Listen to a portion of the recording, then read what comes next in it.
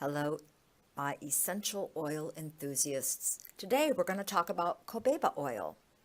As you can see, it's been used by an awfully lot of people for a very long time. The Brazilian Indians and the Amazonian medical practitioners have been using this oil since the 16th century. Remember, the 16th century means it's been used since the 1500s. Now, because of its wide use, eventually it was exported from Brazil to France, then to Germany, and finally made its way to the United States.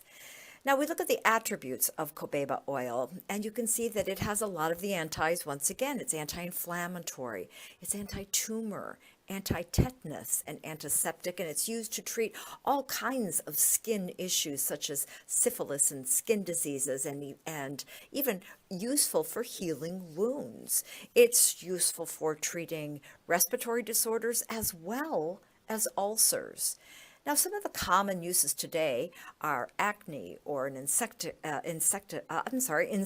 repellent, antimicrobial, pain relieving, analgesic, respiratory disorder of bronchitis, bladder and urinary infections.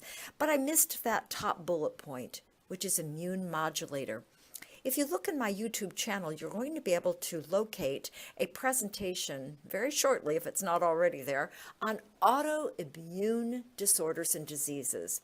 You see, in an autoimmune disorder or disease, the immune system is on hyper alert. It's in a hyper state. And so the last thing we want to do is stimulate that immune system. An immune modulator is a safer botanical choice because it will not stimulate that immune system.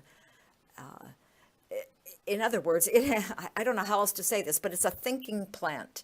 And a thinking plant says, gee, look at this immune system. It's already hyper.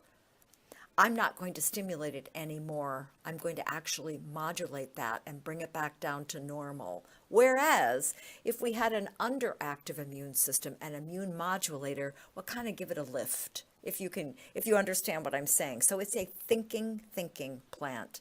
So some of the more common uses, again today, we use it for all types of intestinal things such as hemorrhoids or constipation or diarrhea, but it's very grounding and balancing and calming, both emotionally and spiritually.